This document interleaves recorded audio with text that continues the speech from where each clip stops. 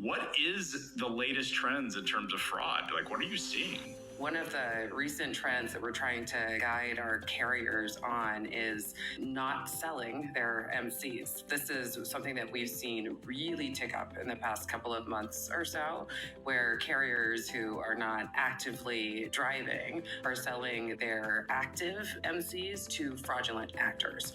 What they don't realize is that even though they might make a quick hit of money, those fraudulent actors are then using those MCs to steal their identity, so other personal information that they then use to fully impersonate them. So this is something that's been on the rise. It's something that has really ticked up so much in the past few months that we're even talking directly to the FMCSA about what to do. Is there any circumstance that selling your MC makes sense? I mean, I did that when I first started a brokerage years ago, as I went out and bought an existing MC because I wanted tenure of that MC. But are you suggesting that even when you know the other party is legitimate, that you shouldn't do that? No, I'm not suggesting that. There are definitely legitimate ways to go about selling your MC. What's happening, what we see, is that people are selling their MCs for relatively low prices.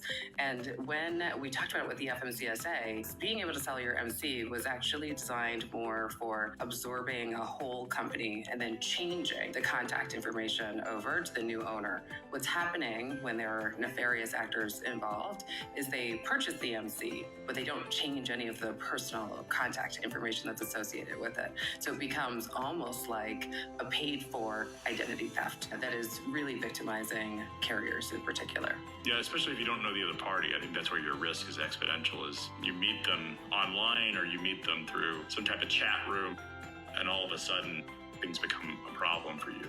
But this is a new sort of evolving trend. What exactly is happening? Yeah, a lot of it has to do with the contact information and impersonation. So some of the things that we see through our RMIS product is bad actors coming in and doing simple changes. So things like changing an email address from it saying Craig@CraigTrucking.com to Craig@CraigTrucking.net.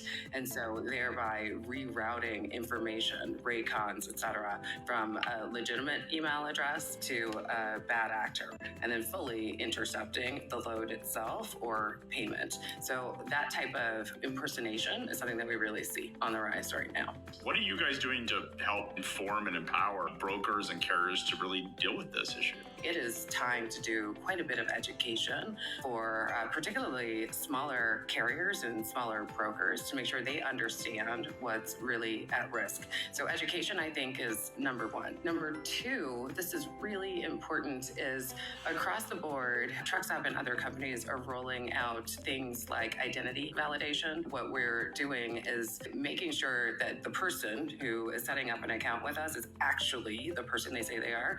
Part of what we've added is ID verification. So having someone take a selfie of themselves and then uploading their driver's license so we can confirm that there's a real human who actually matches the contact information that they've given us. That adds a really fantastic layer of protection, particularly for our carrier customers. So that is one of the biggest things, is that even though it can feel like another administrative burden that you might have to deal with, it's really important for our carriers just to protect the businesses that they've built.